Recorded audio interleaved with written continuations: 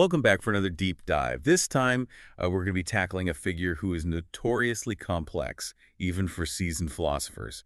Salomon Maimon, an 18th century thinker who really gave Kant a run for his money.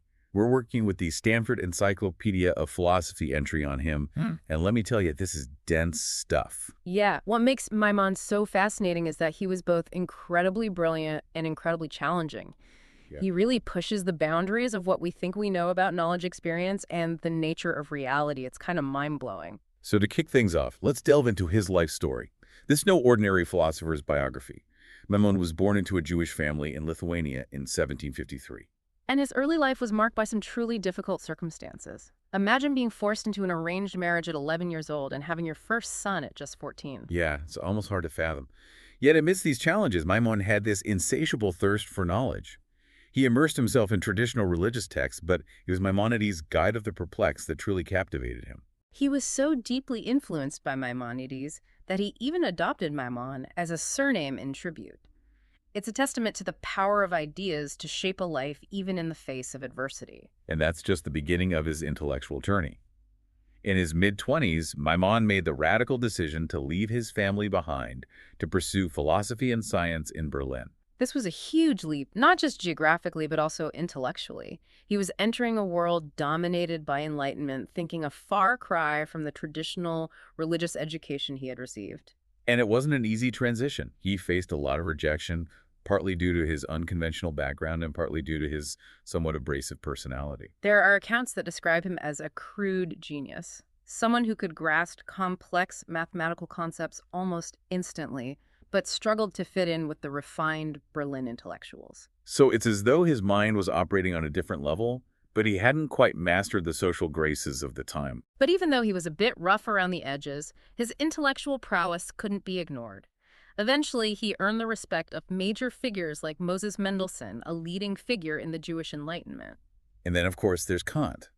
Maimon becomes completely engrossed in Kant's Critique of Pure Reason, which was a groundbreaking work that revolutionized philosophy. Maimon didn't just read Kant, he devoured him. He had this unique way of approaching philosophical systems. He called it thinking himself into a system, almost treating them as a coalition to be analyzed and critiqued from the inside out. So he wasn't just trying to understand Kant's ideas, he was trying to inhabit Kant's mind, see the world through Kant's eyes, and then find the weak points. Exactly. It was through this immersive approach that he developed some of the most insightful criticisms of Kant's philosophy. It's what makes him so fascinating, but also so difficult to really grasp. It's like he was playing a high-stakes game of intellectual chess, and Kant was his worthy opponent. And this brings us to the heart of Maimon's philosophical work, his critique of Kant. Now, you might remember from your own philosophical explorations that Kant proposed this idea of the thing in itself, this ultimate reality that exists beyond our human experience. Right, it's like this unknowable realm that we can never truly access because our minds shape and filter everything we perceive. It always seemed like a bit of a philosophical black box to me. It's a concept that has puzzled philosophers for centuries. But Maimon didn't just accept it at face value. He asked, how can we even talk about something that is fundamentally beyond our grasp? Yeah, it does seem a bit like a philosophical cop-out, doesn't it? Like saying, well, we can't explain this, so it must be the thing in itself. Exactly. But Maimon goes further than simply dismissing it. He offers a more nuanced interpretation. Instead of seeing the thing in itself as this separate mystical entity, he argues that it's actually the complete ideal concept of an object. So it's not about some unknowable reality out there, but rather the ultimate perfect idea of a thing which we can approach but never fully grasp. I'm starting to see how his mind works, always pushing for greater precision. Precisely. And this leads him to a more fundamental critique of Kant's system. Maimon challenges Kant's idea of two separate faculties of the mind, what Kant called thought and sensibility. Okay, remind me, what's the distinction between those two again? It's been a while since my intro to philosophy days. Think of it this way. Sensibility is our capacity to receive information through our senses. Sight, touch, taste, all of that. It's how we experience the raw data of the world. Thought, on the other hand, is our ability to organize and make sense of that sensory information using concepts and judgments. Right, so Kant saw them as two distinct mental processes, almost like separate departments working within the mind. Exactly. And Maimon comes in and says, hold on, this separation creates a gap we can't bridge. If thought and sensibility are completely separate, how do they ever come together to form a unified experience? Yeah, it's like trying to mix oil and water. You can put them in the same container, but they'll never truly blend. So how did Maimon address this problem? He argues that this cognitive dualism, as it's called, raises more questions than it answers. It can't adequately explain where the content of our experience comes from. If it's not simply derived from our senses, where does it originate? That's a huge question. So what was Maimon's answer? Where did he think this content comes from? His answer is pretty radical, and it gets to the heart of his philosophical project. He proposes that this content comes from our minds, but not through a conscious process. It's generated subconsciously beneath the level of our awareness. That's a fascinating idea. It suggests that our minds are far more active in shaping our experience than we typically realize. It's not just a passive reception of information, but an active construction. Precisely. And he uses this idea to explain how we experience space and time as well. Maimon argues that they're not inherent properties of the world, but rather forms of difference created by our minds to represent the diversity of our thoughts. So instead of thinking of space and time as objective realities out there, he's saying they're mental constructs that we impose on the world to make sense of it. Like our minds are creating the framework through which we experience everything. Exactly. He even goes so far as to call them fictions, but not in a dismissive way. He means they're tools our minds use to represent things that aren't actually out there in the world in the way we typically think of them. They're mental representations, not objective realities. Okay, but if space and time are these mental fictions, what about math?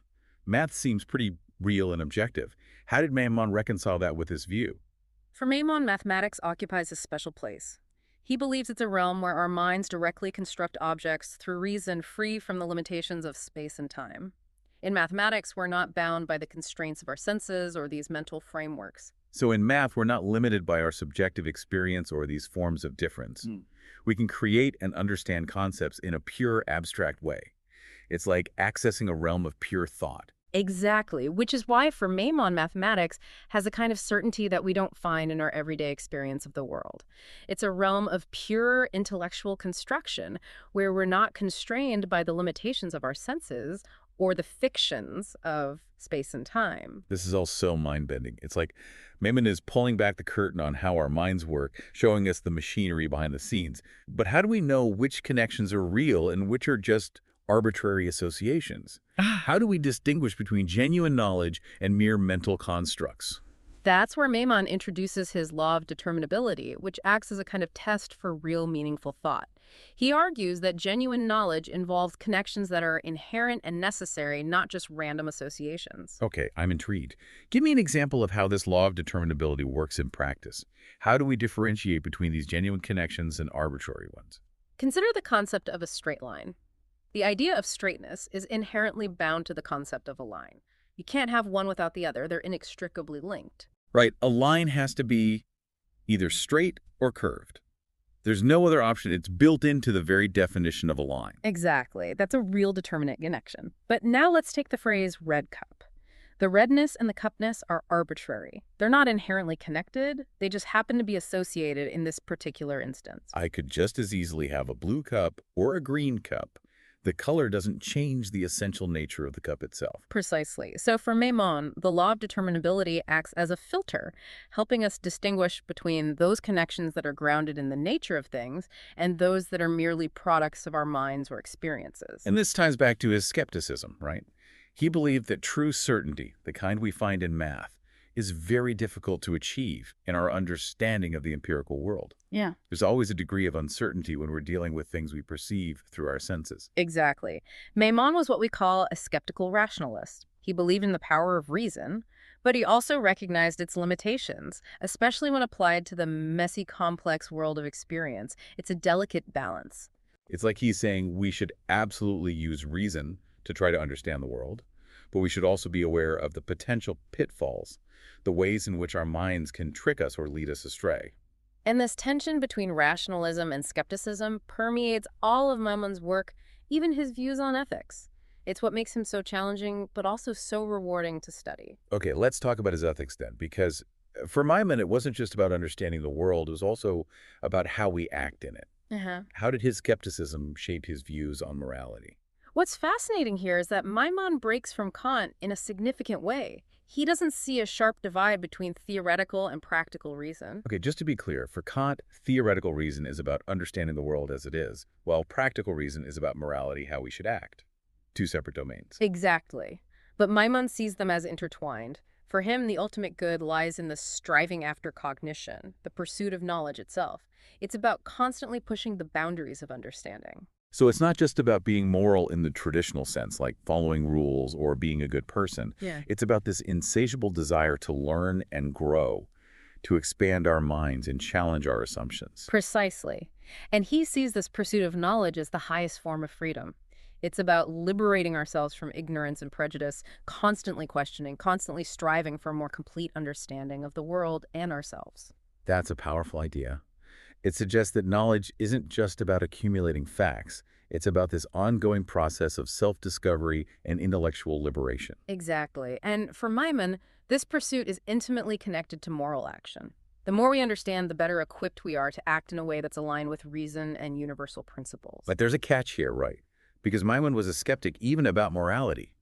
How did he reconcile this drive for knowledge with his doubts about our ability to ever be truly certain about what's right and wrong? That's the million-dollar question. If we can never be absolutely certain about anything, how can we be sure that we're acting morally? How do we navigate this uncertainty? It's like he's saying, yes, we should strive to be good, but can we ever truly know if we are?